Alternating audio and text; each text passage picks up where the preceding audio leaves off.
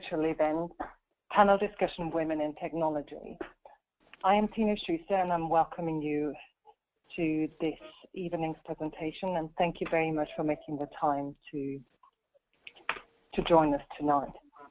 Your host tonight is myself, Tina Schuster. I'm the IIBA UK Communities Director for the South West and Wales. And I would like to extend a warm welcome to Jane Thorburn, who is the organizer and initiator of tonight's discussion, and she will also be your moderator for tonight. We've got a panel of prolific women, and again, I'll leave it to Jane to introduce them. And you will see on your right-hand side in the panel of the webinar console, you have the opportunity to ask any questions to our panel. So without further ado, thank you very much for joining us, and thank you very much, Jane, for hosting tonight's evening. Yes, thank you, Tina. Thank you very much to everyone who's attending tonight, and also especially to our three panelists. So we have Neera Jones, who's a payments and information security expert, Debbie Poole, who's a business analysis specialist and MD of AssistKD, and Kirsty Craymond, who's the head of transformation at Nationwide. And so the catalyst for the webinar tonight, for the discussion tonight, was Computer Weekly and Mortimer Spink's report that came out last year on women in tech. Showing that women in the industry are still only making up a small proportion, so about 15%, and suggesting that education and cross-training are possible solutions to this. So the BCS 2014 report also showed a pay gap for women of around 16% in the industry.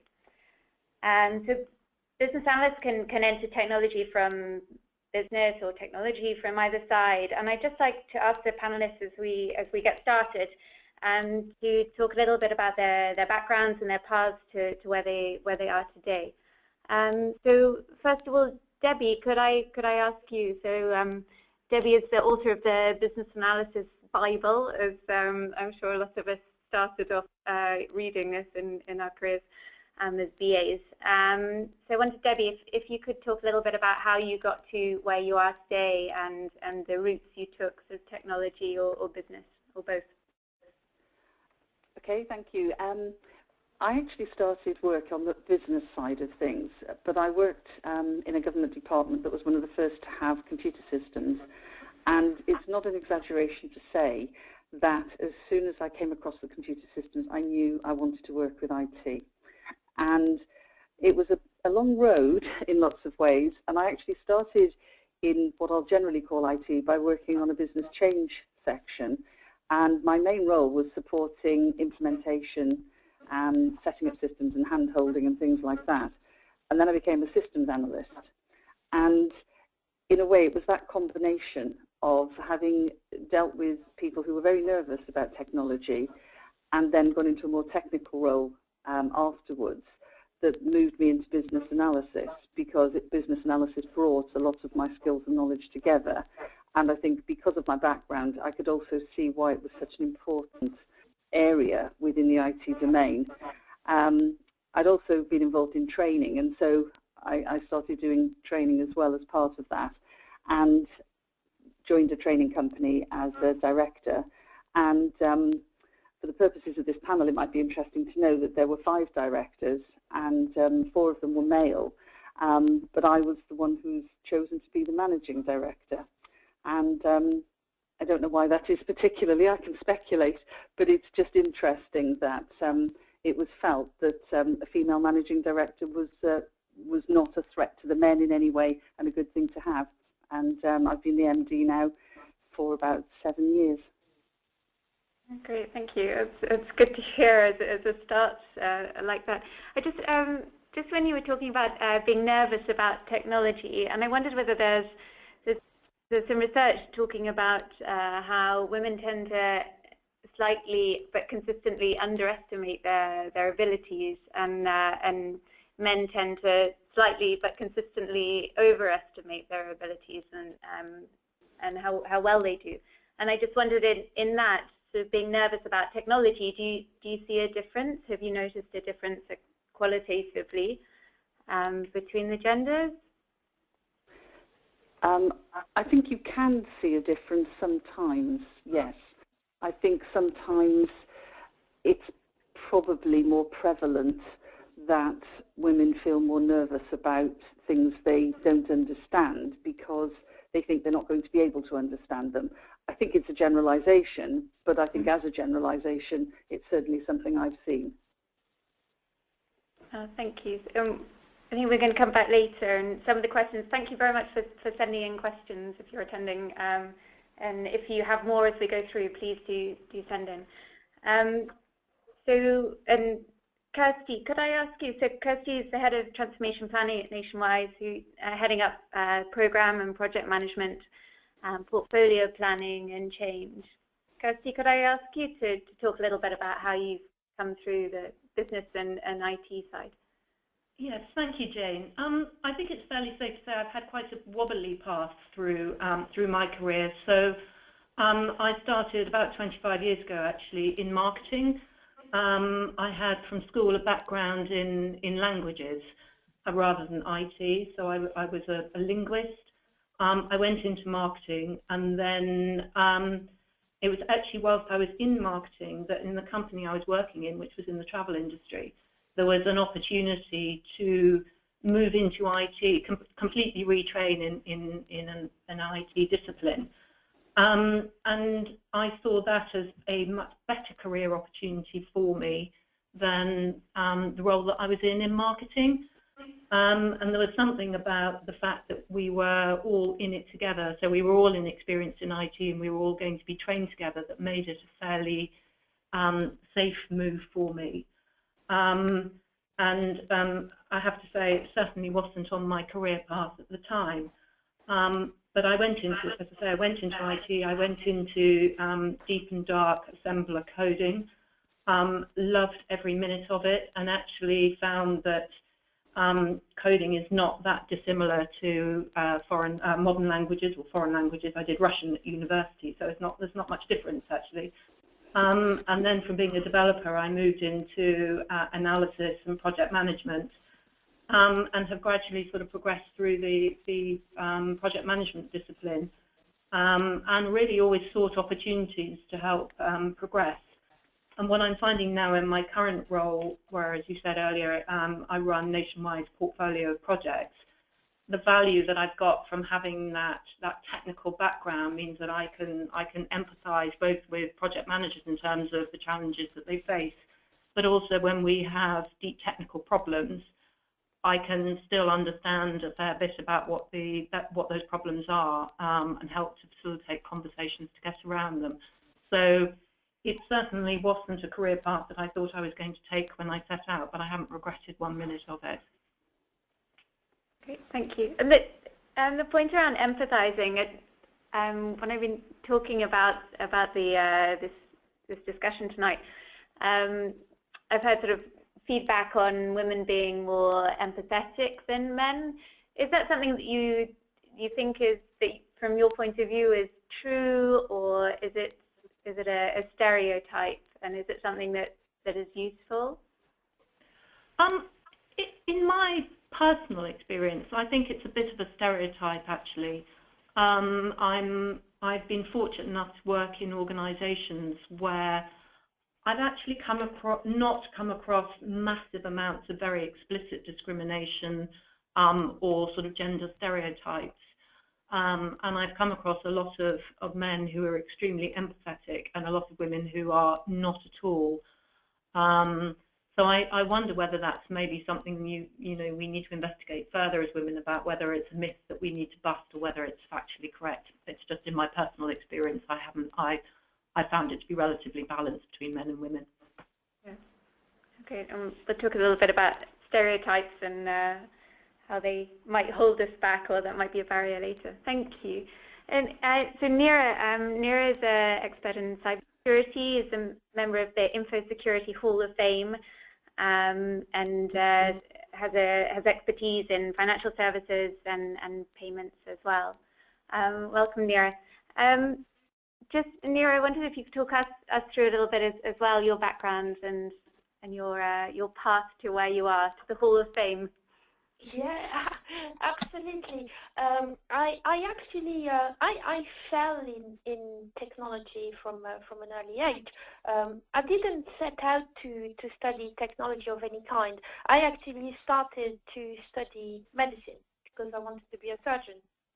And I went through my first year at university and decided I really didn't like it, and it was going to take a very, very long time, and there was too much theory. And it reminded me that when I was in my last year of school, just before I sat for my baccalaureate, I belonged to a number of extracurricular clubs. So I belonged to an astronomy club, and I belonged to an IT club, and this was in those days where having a Texas Instrument TI-57 that was programmable was really a great thing. So I had one of those, and I belonged to that club, and we were programming with the very, very basic language of that calculator to actually send little rockets up to space and see if they'd run out of fuel. And I found that absolutely fascinating. But for me, it was totally extracurricular. It was in the very, very early days of personal computers and of the very, very first Apple computers. So I stopped studying medicine and then started to think what I wanted to do. And I decided that IT was a pretty good thing. It sounded pretty exciting. So I went on and did that, and then studied through to a master's degree. And so I've always been a technologist, and I started my career as a programmer. And thoroughly enjoyed it. My first job was at a bank, so it was my second job. So I've always been more or less in financial services, and I moved on to working for technology companies. So I worked for Oracle, I worked for Unisys as well. I'd actually moved on to the technical pre-sales arena when I was working for my first technology job, which was for Unisys in France. And then I moved to the UK and started to work for what was then known as ABI National, which is now Santander, of course. And then throughout that, I moved on again to work for Oracle Corporation, where I was EMEA Strategic Business Development Director for Financial Services, which gave me a great appreciation of a wider section of financial services. And then went back and eventually ended up working again for Santander, where I was a change director throughout the merger of ABI National and Santander, and then worked for Barclaycard, which was my first exposure of cybersecurity. So for Barclaycard, I was Director of Payment Security and Fraud, found that absolutely fascinating, stayed there for 5 years. And then I have now been an independent consultant for about a year and a half. Okay, thank you. Just your point about sort of how you first got interested at school. Do you have you been involved in sort of in the clubs at school that are happening now to try and, or activities around STEM subjects for girls and trying to get more girls in? Do you see that happening a lot? I do see that happening more. I am not personally involved in the schools arena, but what I do, which I think is extremely important, I do mentor at any given point in time about 4 women. Okay, it's good. And I was going to ask you about this, about mentoring and also sponsoring as well. And for mentoring, then how do you find your mentees, or do people come to you, and is it always women that seek you out, I guess? Or? Yeah, it varies. It's not always women. I mentor men as well. So for me, it's a question of time. So I try to mentor not more than 6 people at any given point in time. Mm-hmm. And they come to me. So they generally come to me, and the reason behind that is because I'm very, very active on social media. I speak at conferences quite a lot. I have a blog, and therefore people would probably notice something that I have posted and would contact me. And initially it would be just a question, and how did you do that? And then sometimes they become a mentee, and sometimes people just approach me directly and say, would you mentor me? I have had people approaching me at the end of the speech at the conference and saying, could you be my mentor? Okay. And so one of the questions that we received in advance of this was around mentors, and how do we is mentoring a useful thing? So if one of the issues is around women being successful once they're in careers, then how does mentoring help that? Do you hear the same points again and again from your mentees around gender issues or stereotypes?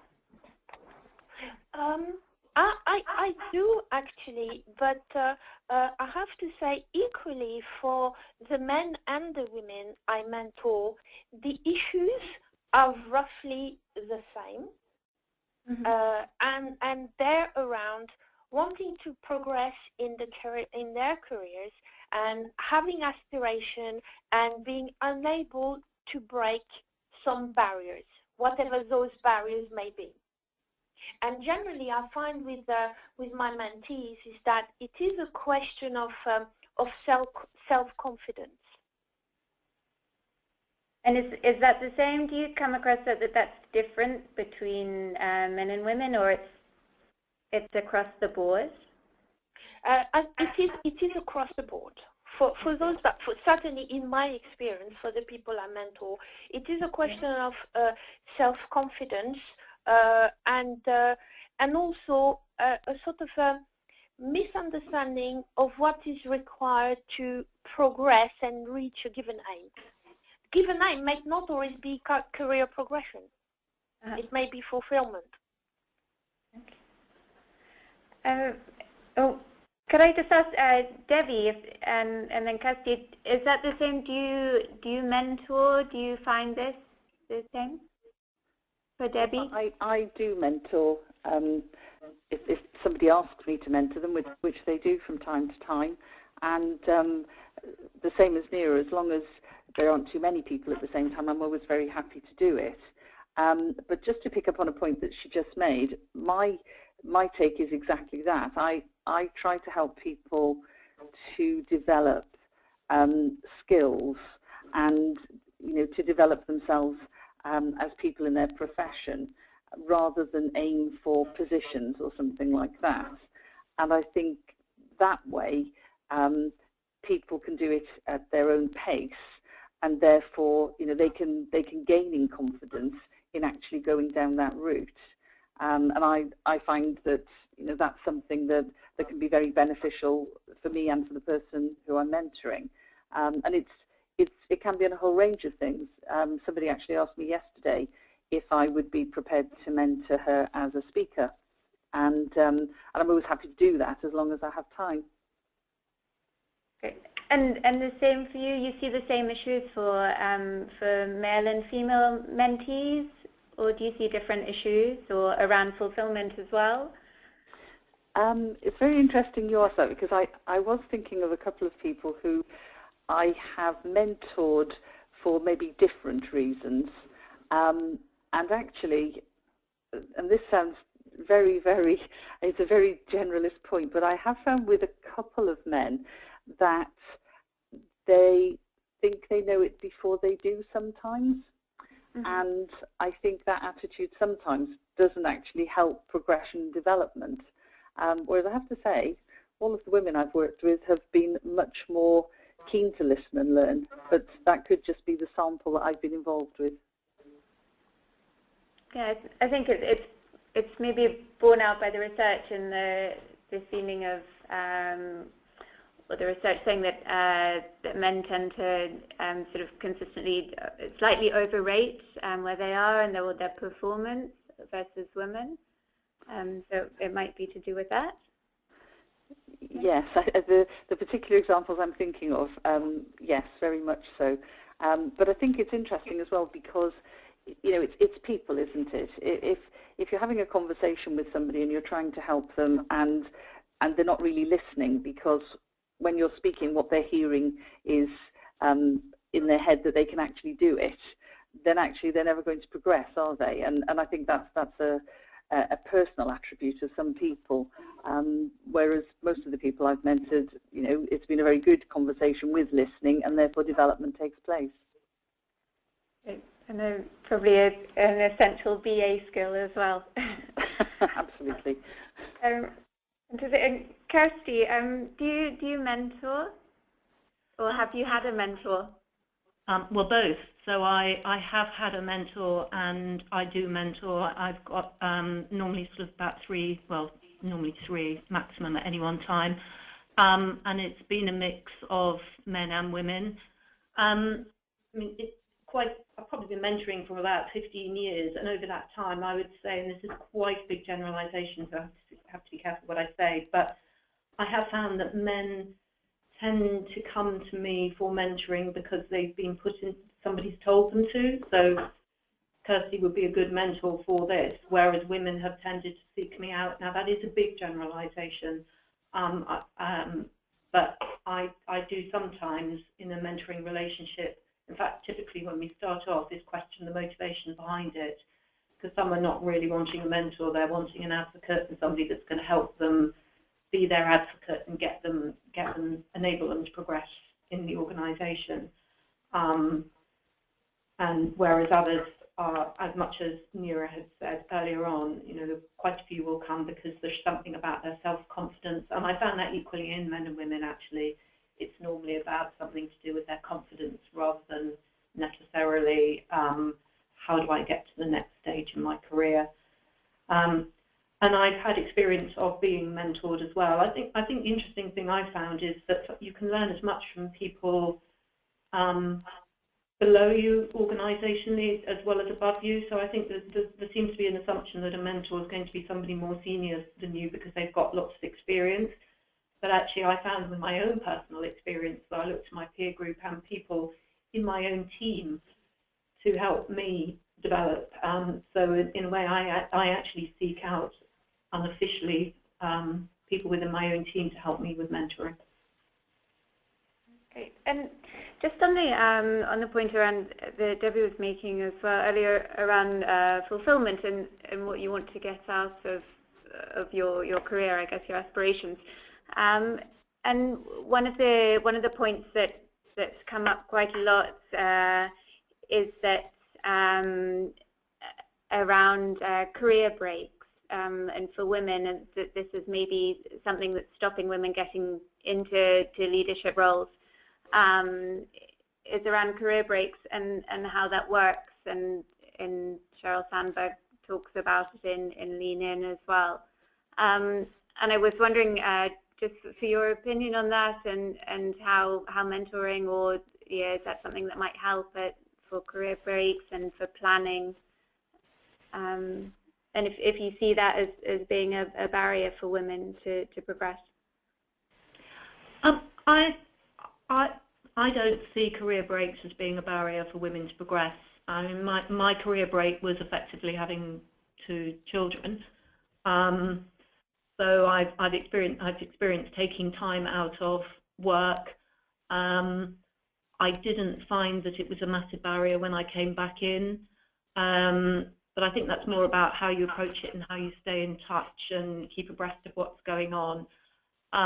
Because of my age, I was on maternity leave in the days when it wasn't quite as generous as it is now, and therefore I was only out of work for 6 months at a time.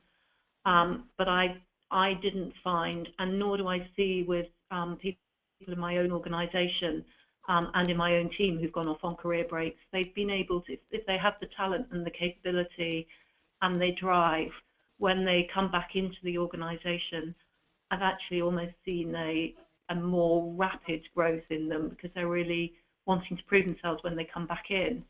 And as I say, if they've got that talent and capability, they're very quickly back into the groove again.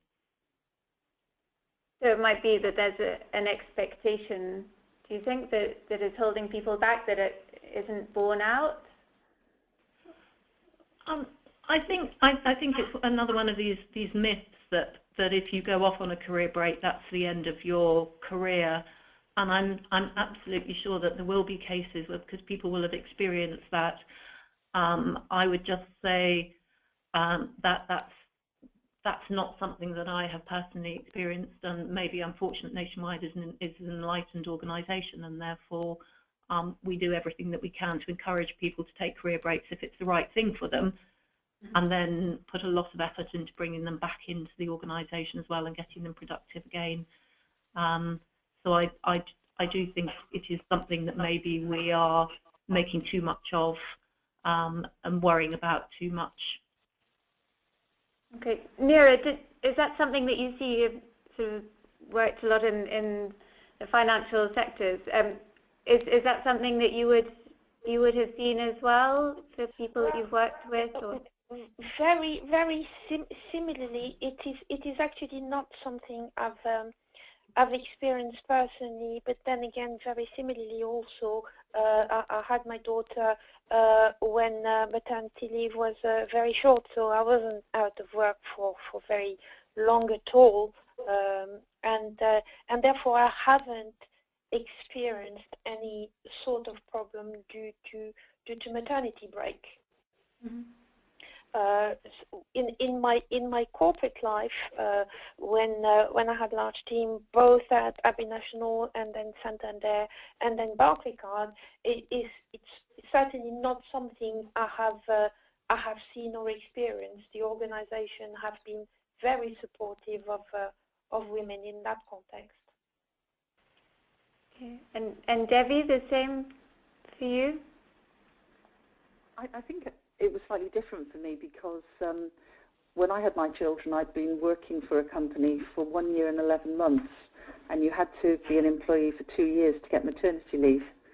And my manager said, you can come back, but we're not going to pay you for maternity leave. And it was actually one of the best things that ever happened to me, because I decided to go self-employed rather than go back and being employed. And that was a sea change in my career.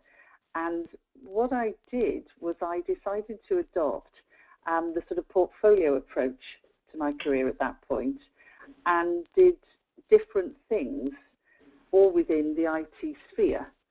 And it worked incredibly well. And it was around by that time that I started working as an examiner for BCS, for example, and doing some training. And the thing that I was thinking about when we were discussing this point is that actually the IT industry is really, really good for women in that area, I think, because I do think a lot of the skills, persist over quite a period of time, even though it's very much a changing industry. A lot of the skills do persist over time. But also, because of the nature of the work, you can work part-time, or you can do self-employed work in a number of areas. And a lot of my friends have done that in the industry, which has really been very beneficial to them in their careers. So my sort of take on it is slightly different, but I do think it's something that we don't shout enough about, is that actually we work in an industry that I think can be very adaptable to different circumstances. Yeah, that's interesting, thank you. And just on the subject of shouting about things, the numbers that we see for business analysts, or at least from the membership of IIBA UK versus the tech industry, and I think you had some figures as well that you've seen, around 40%. I was just wondering on your view on that, on should the BA profession be shouting about sort of successful, having extra women compared to and sort of filling that skills gap as well. Is that something that we should be talking about, we should be proud of? And also maybe some of the reasons why you think that might be, that we have 40% versus 15% of women. I think that as an industry, we don't shout enough about the different range of jobs and roles and skills that we deploy. And I think the fact that there are, in my anecdotal evidence, with the very quick survey I did, it came out as 40% female, 60% male, and I know the IIBA UK membership coincidentally is the same, or maybe not coincidentally. And that's quite interesting, and I do wonder if that is partly because many business analysts come into business analysis not through a technical route, but through a more business subject matter expert, maybe process improvement route, which maybe is a slightly different route, which is why you get a higher female influx. I don't know, I'm just speculating, but I do wonder if that's part of the situation. But I do think that as an industry, we have so many different careers and so many different things that people can do. And, you can progress into different areas as all three of us on the panel have discussed. And I think maybe if the survey that showed, overall women are only 15% in the IT industry, maybe if we tried to explore and educate more that there are a range of things and you can move between these things, we might attract more women in. And I think sometimes just calling it technology or IT can put some younger women off maybe, when actually there are probably careers within the industry that they would really enjoy if they knew about them. Yeah, definitely. Kirsty, is that something that you feel that we don't see enough, maybe from the outside, that it's not something that's that would immediately be known about the variety of roles and maybe the flexibility of roles as well? I think so. I think Debbie's made a really good point there, where we tend to talk about technology or IT. We don't talk about the types of roles. And if I think about my own experience, we've got a lot of project managers, portfolio management or portfolio support officers, a large percentage of women in those roles actually. And if I talk to people, so for example, I talk to my daughter's generation in their 20s or teens and 20s, and you talk about IT, they instantly thinking about sort of deep dark technology and coding, and not enough. They don't understand enough about what all the opportunities are that are out there. So I think Debbie's made a really good point. Touch on the people side. Okay, thank you. Something that we talked about very quickly was on sponsoring that you mentioned earlier on. So in just that difference between mentoring and sponsoring, something that's come up in around bringing women in, that so instead of having a mentor that is coaching you, I guess, then having somebody who will sponsor you for your sort of for new jobs or bigger jobs. Is that something that you come across or that you've had in your career, Kirsty? I wouldn't have called it sponsoring, but what I would say is I have experienced people that are prepared to speak up for you, and I do think there is something about women not being prepared to sing about the things that they're really good at as much as men are, and therefore having somebody that is prepared to be your sponsor or your advocate, whether they're male or female, is helpful. So I see it quite a lot here in Nationwide, where we'll identify talent who perhaps haven't yet got the confidence to sing their own praises, and I'm very happy therefore to be their sponsor, but in an informal way. I wouldn't recognise it being something very formal, but I have seen it work well in organisations.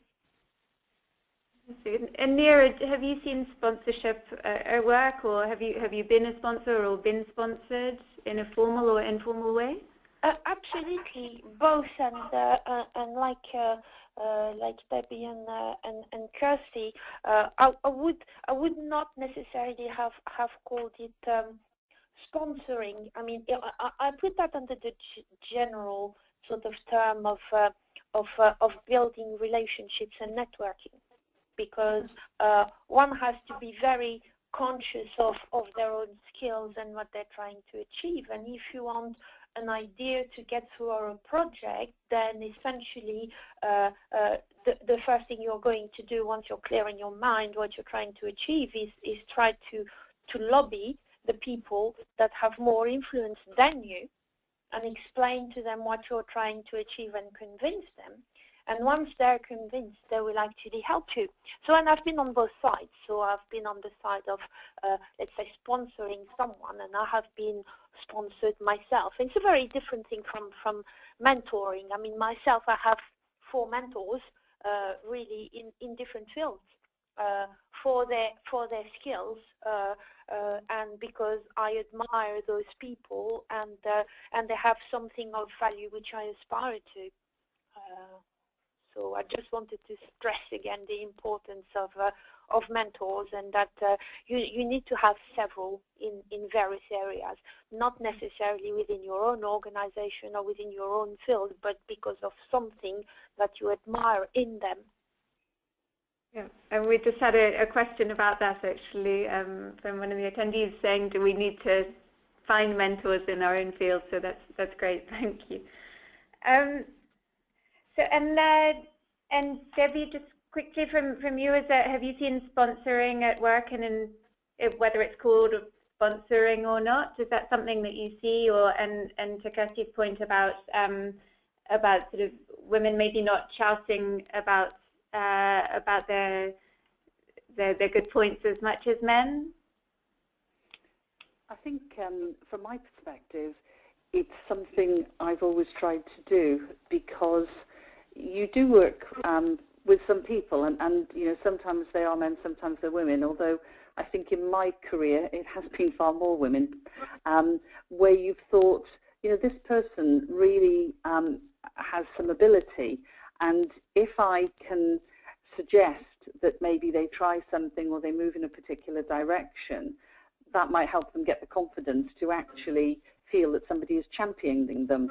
And one of the things that I do is I'm the BCS's Chief Examiner for Business Analysis, and I do try to encourage people who I think would make good examiners to come forward and then, you know, mentor them and help if they do, and try to identify people who I think, you know, really could contribute something and could get something out of it in a development sense as well. So in my career, that's always been something that I've been very keen to do, because you know, I think I've been very fortunate with a lot of the opportunities I've had, and therefore it's always really nice when you're working with people and you think, you know, if you can just give them that confidence and help them to try something else that could really be fulfilling for them, then that's a really good thing to do, and everybody benefits out of it. There's some research showing that women tend to reach out for opportunities less than men do. Is that something that you've seen, or that you could you would expect? To be honest with you, I don't think personally I've ever not reached out for opportunities myself, because I think maybe I have sufficient confidence, but I do see people who don't, or sometimes don't think of doing so, but a lot of the time don't think they should, and that's why I look out for that to try and suggest that they might do something, because I think that it would be a shame for people who have that ability not to have the opportunity to do something. And yes, it does happen, and I think that's one of the reasons why I've always tried to do that throughout my career, is if I can see something that could help somebody and I think they would benefit from being champions, then I'm happy to do it. Fantastic, thank you. Kirsty, when we talked before, you mentioned about some research you'd seen around the progress from up to senior leadership roles for women, that there's sort of a drop-off for women, and a focus on getting women into technology at school level and then at board level, and then sort of in between there's a drop-off. I wondered if I could ask you about that. Yes, it was some research done by Bain last year, and what they found was that there seems to be an awful lot of focus on how do we educate women, or girls I should say, so in schools to encourage them to go into technology careers. And then there seems to be quite a big focus on how do we get more women into the boardroom, but actually there's a whole area that we're missing in the middle about how do you keep, if women come out of school or girls come out of school and they've got the real drive and aspiration, there seems to be something that's killing that drive and aspiration somewhere in the middle of their careers. And it's not about going off and having a family, so that's a myth that we really need to bust. And there were sort of three things that came out from this research, which was quite interesting. One was actually a clash with the stereotype of what the ideal worker should be like. So there seems to be a feeling that women and men come out of school or out of university equally with the same amount of drive and aspiration and ambition. But then maybe after a couple of years in the organisation, it seems that women's aspirations and drive start to decline more than men's do, and there is something about this ideal worker where I think perhaps women feel it more important that they've got to look like the ideal worker more so than men. And the research was saying things like women don't want to work 24/7, they don't want to trade their personal life.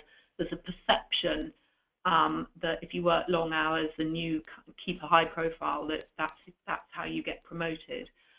So there was something about the stereotype of the ideal worker. Then secondly, there's something about poor middle management in terms of line management. And it was interesting, we were talking about advocacy and mentoring, where particularly if the line manager is male, and this is research, so it's just been quite I'm sort of generalising a bit, but if the line manager is male, they tend to be a little bit more transactional, whereas women want to build more of a sort of relation and have a more emotional conversation. So it makes for very difficult dialogues. So there's something about how do you educate that middle management layer, particularly men, to have better conversations which help women, to encourage women to talk about what their career aspirations are. And then the third point that they found out was there were just too few role models, and we tend to think of role models as being women, and what the research said was don't just think of role models as women, because there are many men who are good role models. So, for example, there are plenty of men that work flexibly as well as women. You just don't perhaps hear as much about it. But women shouldn't restrict themselves just to looking for role models who are female, because there are men as well who can offer sort of relevant stories and solutions. So it was an interesting piece of research, but it seems to be saying, it's great that we're focusing on education and the classroom, it's great that we're focusing on getting more women into the boardroom, but there doesn't seem to be enough going on in what we need to do in that area of middle management, where we tend to start losing people in their women in their mid-30s, their aspiration and drive seems to drop off in the mid-30s. That's interesting. And just there was just a question came through, Kirsty. That research was Bain research, was it, from? Yeah, it was. Yeah, it was Bain. It was gender parity research done in 2014. Okay, thank you. And so just on that then, is there something that you would recommend everyone here to do? Just one thing from that research to take action for as individuals or in their corporate life? Oh, are you limiting me to one? Okay, now give us a list. 10, go on. I suppose there's probably three things that I would say to anyone. One is be flexible. So as you've heard from all of us, the career path is not straight, and so sometimes you need to seek out opportunities that are sideways moves as well as progressive moves. And you always hear the story about women looking at the job spec and saying, here are all the things I can't do, whereas men look at, here are all the things that I can do. So you always hear that one said, but I would say, just focus on what your strengths are and do look sideways as well as upwards. I think the second one that did come out of the research, which really resonated with me, was the fact that role models can be men as well as women. So it's important that you can identify with the values of people, of your role models, and so look for men as well as women. And then I think the third one that I would say is, we are our harshest critics, aren't we? Every time you look in the mirror, you look at, oh, my hair looks awful, or my I don't know what. So women are their harshest critics. So always seek feedback. Be prepared to go and ask people for feedback on how you are doing. And that's not just people, but it's more senior to you. It's your peer group. It's people in your teams. Just continue to do that, and it may feel uncomfortable to start with, but actually the more you get used to asking for feedback and learning from it, I think that's absolutely invaluable. Thank you. Yeah, you have to be brave to do it. Mira, could I just ask you, is that something that you do or that you would recommend around asking for feedback? Oh, absolutely. I'm a fervent advocate of 360-degree feedback on everything. And what I would say as well as a point is don't underestimate the value of the technology we have available to us nowadays. I mean, LinkedIn is a wonderful tool. Any social media platform is an absolutely wonderful tool. So seeking feedback 360 degrees within your own organization, be it a corporation or a smaller organization, but also seeking feedback from people you actually admire but you haven't actually met. I do that quite a lot. If I'm producing a paper or a presentation or a piece of work or anything, I have a number of people depending on which industry it's aimed at. So if it's payments, I have a list of people I respect and trust, and if it's security, I have another list of people, and I have another list for digital innovation. And if I'm trying to do something, then I would seek them out digitally and say, I'm trying to do this, what do you think? And that is absolutely invaluable. So seeking people like that for feedback, as well as seeking mentors, is extremely valuable, even if you don't know where you're trying to get. People are, what I have found in my experience, that people are always willing to help. They're always willing to help, and seeking them out for something you have observed, a quality. It may be just one given quality. I mean, once I had a mentor because they were actually excellent at networking, and I just wanted to learn from them. So this was many years ago. So it doesn't need to be, in a particular field. It could be a capability. Let's go. And the three of you have been extremely generous with your time today. So thank you. But and Nira just done that. So for the topic today of women in technology, so it's wonderful that you're here. And is that, I was just wondering, is that something that why you said yes? So why you felt it was important to talk about it? Why I said yes? Well, I'll tell you why I said yes, because when I go and speak at a conference in payments, there's probably something like 3% of women in the audience. And it's exactly the same thing in cybersecurity or information security. Now, what I find rather puzzling is that I know there are many very talented women in all of those fields. And what I find is that generally there are not many women that are willing to put themselves forward and certainly show their own achievements, which is going back to the point we were making earlier on in terms of the confidence to actually say, well, actually, I'm actually great at that.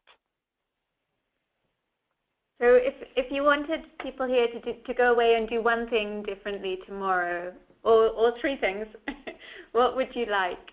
What would you suggest?